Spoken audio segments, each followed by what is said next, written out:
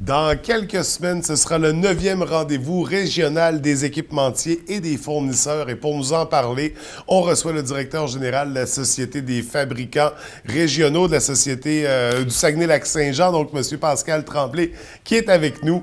Bienvenue à l'émission. Ça va bien? Ça va très bien, merci. Écoutez, M. Tremblay, on s'est vu il n'y a pas si longtemps, en lien un peu avec la lettre qui avait été envoyée à McDonald's quand il y avait eu la décision de ne plus se procurer de lait régional.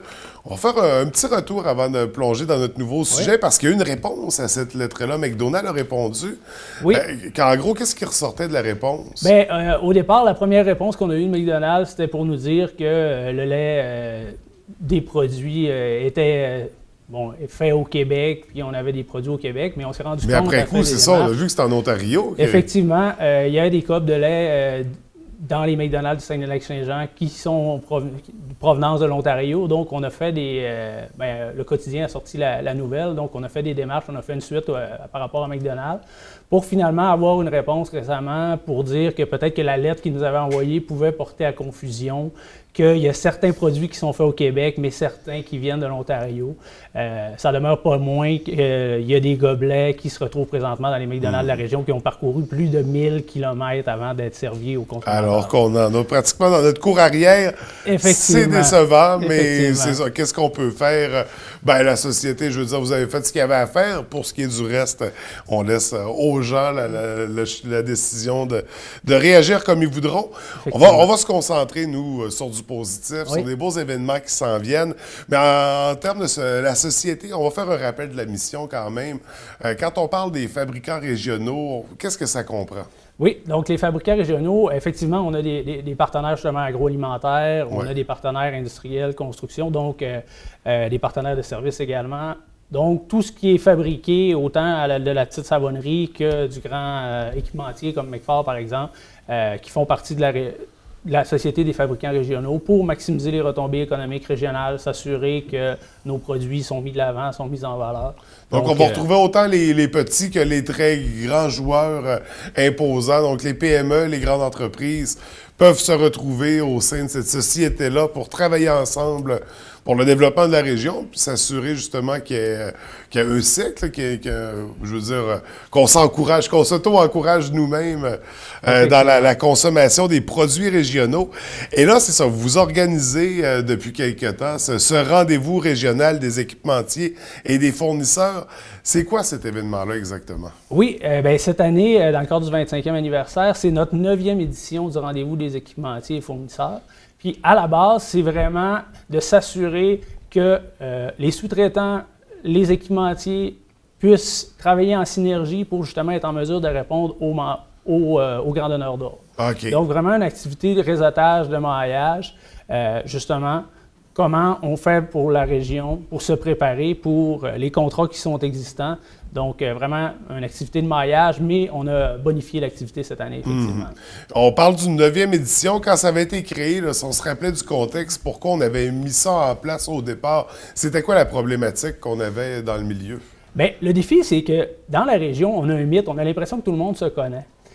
Mais c'est pas vrai parce que ça va tellement vite, on évolue tellement vite en entreprise que depuis un an, peut-être que l'entreprise qui est au coin de la rue chez toi, tu penses la connaître, mais elle a peut-être un nouvel équipement, elle a peut-être développé une nouvelle expertise, elle a peut-être eu un nouveau contrat qui permet d'aller plus loin. Donc, c'était vraiment ce besoin-là de dire comment on peut se connaître puis connaître les opportunités pour maximiser les retombées économiques régionales. Donc, visiblement, c'est une réussite depuis le début parce qu'on présente une 9e édition. Et là, c'est une belle journée, bien montée, bien programmée, qui va se dérouler, en fait, du côté du golf, du club de golf de Chicoutimi, le 7 juin, si je ne me trompe pas. Le 6 juin. Le 6 juin, oui, le 6 juin. Donc, et comment ça se déroule, cette journée-là? Oui, donc, on a des beaux partenaires. On a, grâce à Promotion Saguenay, Rio Tinto, Cain-de-la-Mare, ça nous permet d'avoir une super belle activité. Puis, on va avoir 5 activités dans la journée. Donc, une journée bien remplie pour les partenaires. On va commencer avec un déjeuner avec Jean-Sébastien David, d'Ariane Phosphate, et également Jean-Denis Toupin de Proco qui va joindre à l'activité. On va parler du projet, de la planification du projet Ariane Phosphate. Comment on peut se préparer en tant que région par rapport à ça. Donc, ça va être notre menu déjeuner. Ensuite de ça, on a amené un panel de discussion, justement, les nouvelles opportunités à surveiller dans la région. Donc, on va avoir Port-Saguenay, on va avoir Métaux BlackRock, on va avoir Rio Tinto qui vont être là pour nous parler. Qu'est-ce qui se passe? Y a-t-il des opportunités qui s'en viennent? Comment on peut se préparer au niveau régional? On a un deuxième panel également qui va nous permettre de rencontrer Ville-Saguenay, Produits forestiers résolus, Niabec, des entreprises qui sont bien implantées dans la région. Comment on peut travailler avec eux? Est-ce qu'on peut se positionner avec déjà des fournisseurs qui travaillent avec eux? Puis on va finir pour le dîner avec M. Denis Lebel, le PDG du Conseil de l'industrie de la forêt, qui va nous parler d'innovation dans la forêt. Donc, l'innovation, comment on se positionne par rapport à ça. Puis ça, c'est en plus des speed meetings. Donc, les gens vont avoir des speed meetings entre les tables pour pouvoir se réseauter ensemble également. Donc, ça nous fait quand même une bonne programmation. Les gens sont invités à se présenter à compter de quelle heure?